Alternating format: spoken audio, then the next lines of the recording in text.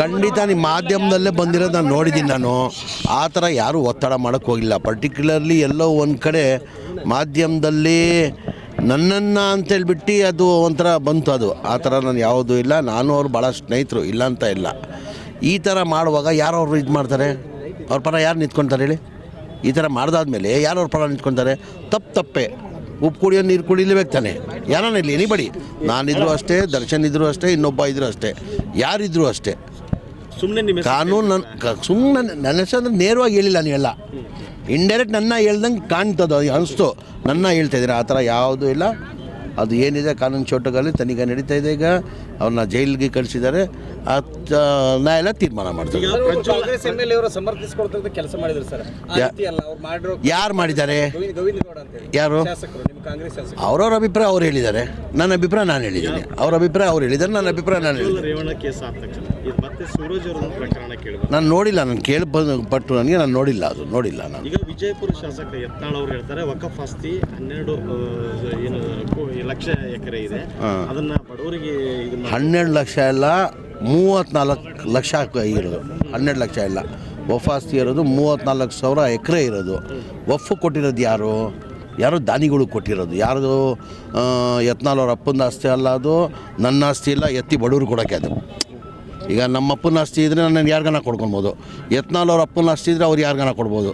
ಇದು ಯಾರೋ ದಾನಿಗಳು ಇದು ವಫ್ ಮಾಡಿ ಮುಸಲ್ಮಾನ್ ಸಮಾಜಿಗೆ ಒಳ್ಳೆಯದಾಗಲಿ ಅಂತ ದಾನ ಮಾಡಿರೋದು.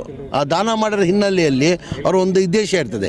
ಅವ್ರು ಯಾವುದೋ ಹಿನ್ನೆಲೆಯಲ್ಲಿ ದಾನ ಮಾಡುವಾಗೂ ಪರ್ಟಿಕ್ಯುಲರ್ಲಿ ಇಂಥನ್ನೇ ಯೂಸ್ ಮಾಡಬೇಕಂತ. ಎಜುಕೇಷನ್ ಪರ್ಪಸ್ ಯೂಸ್ ಮಾಡಬೇಕು, ಖಬ್ರಸ್ತಾನ್ ಯೂಸ್ ಮಾಡಬೇಕು, ಈದ್ಗಾ ಯೂಸ್ ಮಾಡಬೇಕು, ಇಲ್ಲ ಮಸೀದಿ ಕಟ್ಟಬೇಕು, ಜನಗಳಿಗೆ ಒಳ್ಳೇದಾಗದಂತಾನೆ ದಾನ ಮಾಡೋದು. ಸುಮ್ಮನೆ ಯಾರೂ ಕೊಡೋಲ್ಲ. ಏನಕ್ಕಂದ್ರೆ ಅವ್ರ ರಿಲೇಷನ್ನು ಇರ್ತಾರೆ. ಅದು ಬಿಟ್ಟು ಏನಕ್ಕೆ ಇದು ಮಾಡ್ತಾರೆ? ಈಗ ಅವ್ರ ಆಸ್ತಿನೋ ನನ್ನ ಆಸ್ತಿ ಇದ್ದಿದ್ರೆ, ನಮ್ಮ ಅಪ್ಪನ ಆಸ್ತಿ ಇದ್ದಿದ್ರೆ ನಾವು ಯಾರಿಗಾನ ಹಂಚ್ಬೋದು. ಯಾರ ಅಪ್ಪನ ಆಸ್ತಿ ಇಲ್ಲಲ್ಲ, ಇದು ವಫ್ ಆಸ್ತಿ. ಇದು ಹೆಚ್ಚಿನ DCM ಸ್ಥಾನಗಳಿಗೆ ಈಗ ಬೇಡಿಕೆ ಶುರುವಾಗಿದೆ ಸರ್. ಇನ್ನಷ್ಟು DCM ಸ್ಥಾನಗಳನ್ನ ಕೊಡಬೇಕು ಅಂತ. ಇಲ್ಲ, ಮುಂಚೆಯಿಂದ ಎಲ್ಲರಿಗೂ ಅದು ಕೇಳೋದ್ರಲ್ಲಿ ತಪ್ಪೇನಿದೆ? ಅದು ಕೇಳೋ ತಪ್ಪೇನಿದೆ? ಎಲ್ಲರಿಗೂ ಒಂದು ಇದ್ದೇ ಇರ್ತದಲ್ಲ, ಅವ್ರ ಸಮಾಜದಲ್ಲಿ ಎಲ್ಲರಿಗೂ ಉಪಮುಖ್ಯಮಂತ್ರಿ ಕೊಡಬೇಕಂತ ಬೇಡಿಕೆ ಇದೆ. ಅದ್ರಲ್ಲಿ ಕೇಳೋದ್ರಲ್ಲಿ ತಪ್ಪೇನಿಲ್ಲಲ್ಲ.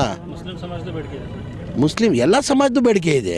ಮುಸ್ಲಿಂ ಸಮಾಜದ್ದು ಇದೆ, ಲಿಂಗಾಯತ ಸಮಾಜಕ್ಕೂ ಇದೆ, ಒಕ್ಕಲಿಗರ ಸಮಾಜದಲ್ಲಿ ನಮ್ಮ DK ಶಿವಕುಮಾರ್ ಸಾಹೇಬರು ಆಗಿದ್ದಾರೆ, SC ಸಮಾಜಕ್ಕೂ ಇದೆ. ಎಲ್ಲ ಸಮಾಜ ಕೇಳ್ತಾವ್ರೆ, ಕೇಳೋದು ತಪ್ಪೇನಿದೆ? ಅದು ಮುಂದೆ ನಮ್ಮ ಪಕ್ಷ ಏನು ಹೈಕಮಾಂಡ್ ಪಕ್ಷ. ನಾವು ಬೇಡಿಕೆ ಕೇಳೋದ್ರಲ್ಲಿ ತಪ್ಪೇನಿಲ್ಲ. ಕೊಡೋರು ಯಾರು? ಹೈಕಮಾಂಡ್. ಈಗ ತೀರ್ಮಾನ ಮಾಡೋದು ಹೈಕಮಾಂಡ್. ತೀರ್ಮಾನಗಳು ಬೇಗ ಆಗದೆ ಹೋದರೆ ಸಮುದಾಯಗಳಲ್ಲಿ ಅಸಮಾಧಾನ ಶುರುವಾಗುತ್ತೆ. ಯಾವುದು? ಆಂತರಿಕ ಇದನ್ನು ಶುರುವಾಗುತ್ತೆ. ಯಾವುದಕ್ಕೆ? ಇಲ್ಲ, ಆ ಥರ ಇಲ್ಲ. ಬೇಡಿಕೆ ಇಟ್ಟಿದ್ದೀವಿ. ಈಗ ನಮ್ಮ ಮಂತ್ರಿ ಕೆಲಸ ಮಾಡ್ತಾ ಇಲ್ವಾ? ಗ್ಯಾರಂಟಿ ಯೋಜನೆಗಳಿಂದಾಗಿ ಅಭಿವೃದ್ಧಿ ಕೆಲಸ ಆಗ್ತಾ ಇಲ್ಲ. ಈಗ ನಾವು ಗ್ಯಾರಂಟಿನೇ ಮಾನ್ಯ ಮುಖ್ಯಮಂತ್ರಿಗಳು ಹೇಳಿಕೆದವು ನೋಡಿರ್ಬೋದು. ನಾವು ಗ್ಯಾರಂಟಿಗಳು ಕೊಟ್ಟಿರೋದು ನಾನು ರಾಜಕೀಯ ಲಾಭ ಆಗಬೇಕಂತ ಹಿನ್ನೆಲೆಯಲ್ಲಿ ಕೊಟ್ಟಿಲ್ಲ. ನಾವು ಬಡವರಿಗೆ ನಮ್ಮ ಸರ್ಕಾರ ಬಂದು ಬಡವರು ಸಹಾಯ ಆಗಲಿ ಅಂತ ಹೇಳಿರೋದು. ಇನ್ನು ನಾವು ನೆನ್ನೆ ಮಾನ್ಯ ಮುಖ್ಯಮಂತ್ರಿನೂ ಹೇಳಿಕೆ ಕೊಟ್ಟಿದ್ದಾರೆ. ಈ ಗ್ಯಾರಂಟಿಗಳು ನಿಲ್ಲಿಸೋದು ಪ್ರಶ್ನೆನೇ ಬರೋಲ್ಲ. ನಾನು ಇರೋವರೆಗೂ ಈ ಗ್ಯಾರಂಟಿ ಮುಂದೋಗ್ತದೆ. ಇನ್ನು ಮುಂದೆನೂ ಈ ಗ್ಯಾರಂಟಿಗಳು ಆಗ್ತಾ ಇದೆಯಲ್ಲ. ಡೆವಲಪ್ಮೆಂಟ್ ಆಗ್ತಾ ಇಲ್ಲ. ಇಲ್ಲ ಎಲ್ಲ ಕರ್ನಾಟಕ ಭಾಗದ KBJNL ಅಲ್ಲಿ ಯಾವುದೇ ಗುತ್ತಿಗೆ ಕಾಮಗಾರಿನೇ ಆರಂಭ ಆಗಿಲ್ಲ.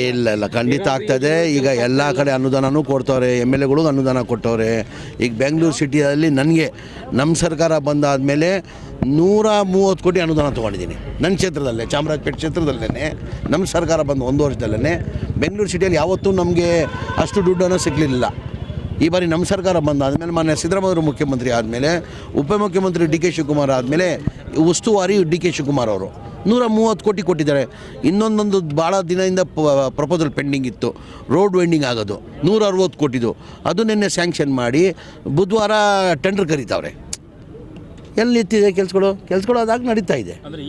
ಸರ್, ಈಗ ನಿಮ್ಮದೇ ಹಿರಿಯ ಶಾಸಕರು ಅಪ್ಪಾಜಿ ನಾಡಗೌಡ ಆಗಿರ್ಬೋದು, ಇಂಡಿ ಶಾಸಕರಾಗಿರ್ಬೋದು, ಇವರಿಗೆ ಅಸಮಾಧಾನ ಹೊರಗ್ತಾ ಇದೆ ಸರ್. ಅಭಿವೃದ್ಧಿಗೆ ಹಣ ಸಿಗ್ತಿಲ್ಲ. ಈಗ ನಿರೀಕ್ಷೆ ಜಾಸ್ತಿ, ನಿರೀಕ್ಷೆ ಇಲ್ಲ ಅಂತ ಇಲ್ಲ. ಜನ ನಿರೀಕ್ಷೆ ಬಯಸ್ತವ್ರೆ. ನಮ್ಮ ಸರ್ಕಾರದಲ್ಲಿ ಒಳ್ಳೆಯ ಅಭಿವೃದ್ಧಿ ಕೆಲಸ ಆಗ್ತದ ನಿರೀಕ್ಷೆ ಇದೆ. ನಾನು ಗ್ಯಾರಂಟಿಯಿಂದ ಇದಾಗಿದೆ ಅಂತ ಹೇಳಕ್ಕೆ ಸಿದ್ಧ ಇಲ್ಲ ನಾನು. ಹೌದು, ಈಗ ಈ 5 ಗ್ಯಾರಂಟಿಗೆ ಕನಿಷ್ಠ 55,000 ಕೋಟಿ ಬೇಕಾಗ್ತದೆ. ಅದರಲ್ಲಿ ಸ್ವಲ್ಪ ಅನುದಾನ ಕೊಡೋಕ್ಕೆ ಸ್ವಲ್ಪ ಇದಾಗ್ತದೆ, ಇಲ್ಲ ಅಂತ ಇಲ್ಲ. ಅಂದರೆ ಗ್ಯಾರಂಟಿ ಕೊಟ್ಟಿದ್ದೀವಿ, ಅಭಿವೃದ್ಧಿ ಕೆಲಸ ಮಾಡೋಕೆ ಅನುದಾನ ಕೊಡ್ತಾ ಇಲ್ಲ ಅಂತ ಆ ಥರ ಇಲ್ಲ. ಕೊಡ್ತಾ ಇದ್ದಾರೆ ಮಾಡ್ತಾ ಇದ್ದಾರಲ್ಲ, ಮಾಡ್ಕೊಂಡು ಬಂದಿದ್ದೀವಿ.